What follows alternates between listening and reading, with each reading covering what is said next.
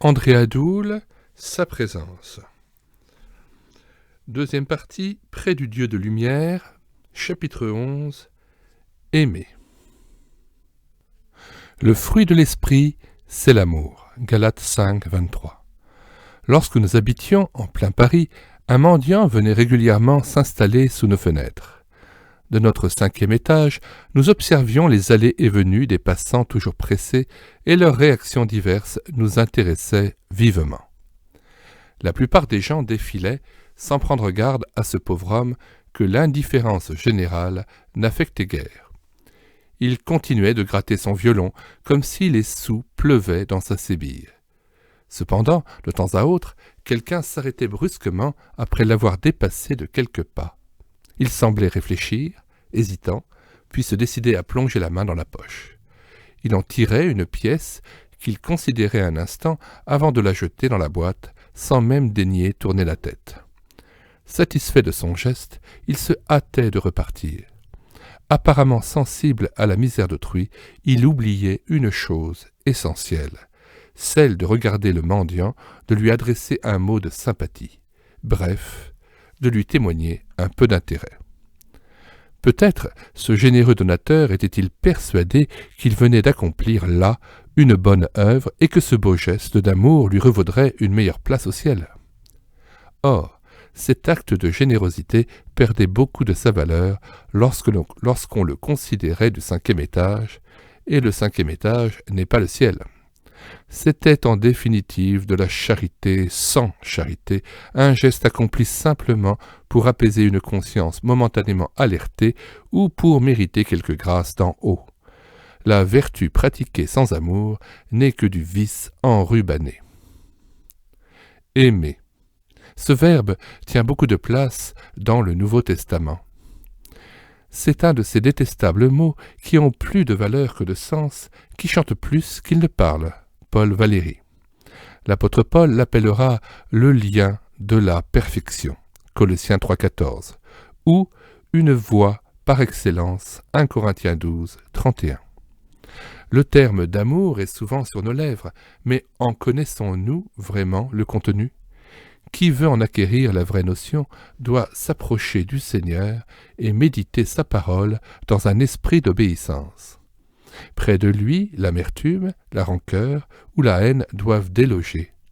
Le chrétien a le choix, ou pardonner et bénir le méchant qui l'éprouve, ou s'éloigner de Dieu s'il estime que le prix de l'amour est trop élevé. Impossible de tenir devant le Père en cultivant de mauvais sentiments ou en nourrissant des projets de vengeance. C'est la croix ou la valise, disait avec humour un cher ami qui n'est plus. Nul ne peut être uni à Christ sans désirer lui ressembler. 3 constatations bibliques nous étonneront au sujet de l'amour. Premièrement, selon l'Écriture, c'est une erreur de croire que j'aime nécessairement lorsque je me montre aimable, généreux, serviable, ou lorsque je me dépense sans compter dans une œuvre de charité. La déclaration de l'apôtre nous paraît excessive, mais elle exprime la vérité. Quand je distribuerai tous mes biens pour la nourriture des pauvres, si je n'ai pas l'amour, je ne suis rien. Autrement dit, il est possible de se dévouer et de tout donner aux démunis sans pourtant les aimer de l'amour de Dieu. L'illustration qui ouvre ce chapitre en est la preuve. Reconnaissons humblement qu'il n'est pas dans notre nature de travailler au bonheur du prochain, surtout sans contrepartie et en dépit de ce qu'il est. Aussi, que d'illusions se font tous ceux qui prétendent aimer. Deuxièmement, la Bible nous apprend qu'on ne peut à la fois aimer et détester. C'est ou l'un ou l'autre.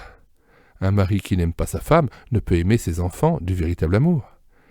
Qui déteste sa concierge est incapable en même temps d'aimer son prochain, même s'il lui prodigue des marques d'affection. C'est ce que Jacques dit à sa façon. De la même bouche sortent la malédiction et la bénédiction. Il ne faut pas qu'il en soit ainsi.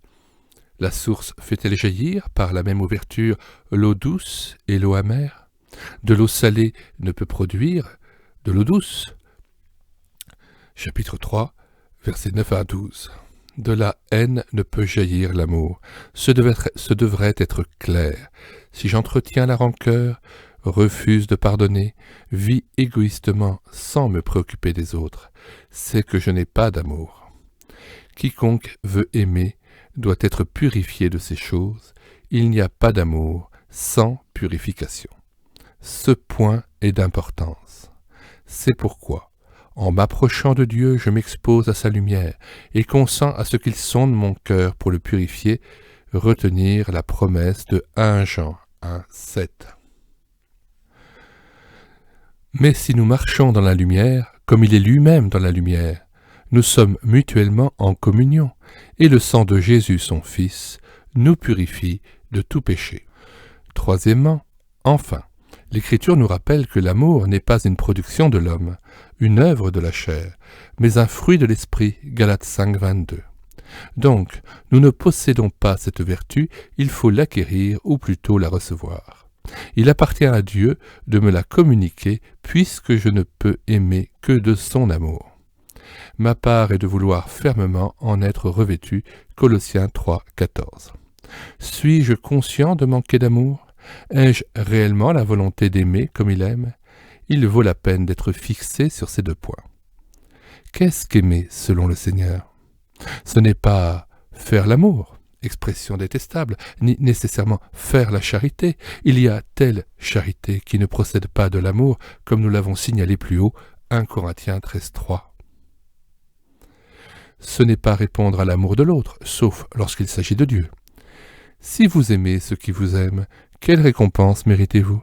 Les publicains n'agissent-ils pas de même ? Matthieu 5, 46. Jésus en demande davantage qui conseille « Aimez vos ennemis, bénissez ceux qui vous persécutent » Matthieu 5, 44. Parlant de l'amour pour les saints, l'apôtre me rappelle que je dois aimer tous mes frères sans distinction, aussi bien les sympas que les autres. C'est conforme à la pensée de celui qui se défend de distinguer entre les hommes. Romains 3, 23. Car tous ont péché et sont privés de la gloire de Dieu. L'amour n'est pas davantage un sentiment qui me pousse vers mes semblables, car les sentiments fluctuent. Je doute qu'ils me portent au-devant de ceux qui me font du tort, me calomnient ou me dépouillent. Alors, qu'est-ce qu'aimer ? Il suffit de considérer le Père et le Fils pour en avoir une idée. Aimer, c'est vouloir. C'est vouloir comme Dieu veut, lequel a formé le dessein de me racheter selon le bon plaisir de sa volonté. Éphésiens 1, 5, 9 et 11. Aimer, c'est vouloir le bien et le bonheur de l'autre, c'est travailler à sa joie, à son épanouissement et à son salut, en dépit de ce qu'il est et de ce qu'il fait. C'est prendre à cœur ses intérêts, comme nous le conseille l'apôtre. Que chacun de vous, au lieu de considérer ses propres intérêts, considère aussi ceux des autres. Philippiens 2, verset 4. Un tel amour suppose que j'accepte mon prochain tel qu'il est, avec ses qualités et ses défauts, sans pour autant l'approuver ou entrer dans son jeu, bien entendu. Quiconque vit dans la lumière du Seigneur ne dira plus, en parlant d'un frère qui lui a causé du tort, « J'attends qu'il répare et vienne me faire des excuses, qu'il me demande pardon d'abord, et je pardonnerai ensuite. » Au contraire, inspiré par celui qui nous a aimés le premier, il prendra l'initiative d'une éventuelle réconciliation. Dieu prouve son amour envers nous en ceci: lorsque nous étions encore pécheurs, Christ est mort pour nous. Romains 5, 18. Romains 5, 8. Certes, lorsque le tort subi est grave, douloureux, humiliant, tout l'être se révolte, crie à l'injustice, réclame le châtiment. La haine envahit le cœur, aussi s'exclame-t-on. Pour moi, c'est impossible de pardonner, on m'a fait trop de mal. Oui, impossible à moins de recevoir une grâce du ciel. Oui, ici la capacité d'aimer le coupable à l'instar de Joseph qui accueillit et bénit ses frères malgré leurs méfaits. Un triste méfait qui lui valut 13 années d'esclavage ou de prison. Puisque Dieu me demande impérativement de répondre au mal par le bien, j'accepte sa volonté et m'attends à lui, fermement décidé à la réaliser, Matthieu 5, 44. Mais moi je vous dis, aimez vos ennemis, bénissez ceux qui vous maudissent, faites du bien à ceux qui vous haïssent, et priez pour ceux qui vous maltraitent et qui vous persécutent. Éprouveriez-vous quelque réticence à admettre ce qui précède ? Alors, ne manquez pas de méditer l'avertissement de Jésus, toujours valable. Si vous ne pardonnez pas aux hommes, votre Père non plus ne pardonnera pas vos fautes. Matthieu 6, 14. C'est sérieux. Quiconque vit dans l'intimité du Père consent à bénir même celui qui l'éprouve. Bénir est notre vocation. Appelé à bénir, précise Pierre. 1 Pierre 3, 9. Que faut-il entendre par ce terme dont le sens échappe à beaucoup ? Notez sa triple signification. A. Bénir, c'est dire du bien de son prochain. C'est tenir à son égard un langage positif, favorable, sans mettre en avant ses faiblesses. C'est relever ses qualités et mentionner les bonnes choses qui sont à son actif. Par la langue, nous bénissons. Jacques 3, 9. Ici, le contraire est médire. N'oublions pas que Jésus est l'avocat. Il plaide notre cause alors que Satan, appelé l'accusateur des frères, rappelle et souligne à plaisir nos fautes. De ces deux personnes, de qui sommes-nous les émules ? De Christ ou de Satan ? B. Bénir, c'est souhaiter le meilleur non seulement à nos amis, mais aussi à ceux qui nous éprouvent. C'est aller jusqu'à implorer Dieu pour qu'il sauve et comble de ses biens celui-là même qui nous a fait du tort, sans qu'il en résulte nécessairement un avantage pour nous. Ici, le contraire de bénir est maudire. Le chrétien ne se contente pas de souhaiter bonne année ou bon voyage, mais il intercède pour qu'il en soit ainsi. C'est conforme à l'Écriture. Cependant, Jésus va plus loin. Priez pour ceux qui vous maltraitent. Matthieu 5, 44. Ne dites pas « c'est impossible, c'est trop difficile ». Ce serait invoquer des prétextes pour refuser d'aimer et de recevoir d'en haut la capacité de riposter par l'amour. C.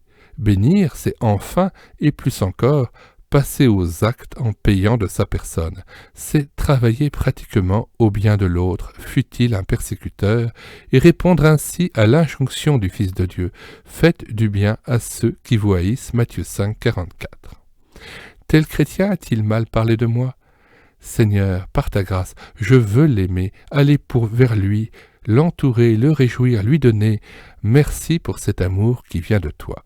Celui qui vous a appelé est fidèle, et c'est lui qui le fera. 1 Thessaloniciens 5, 24, lire Hébreux 13, 20 à 21.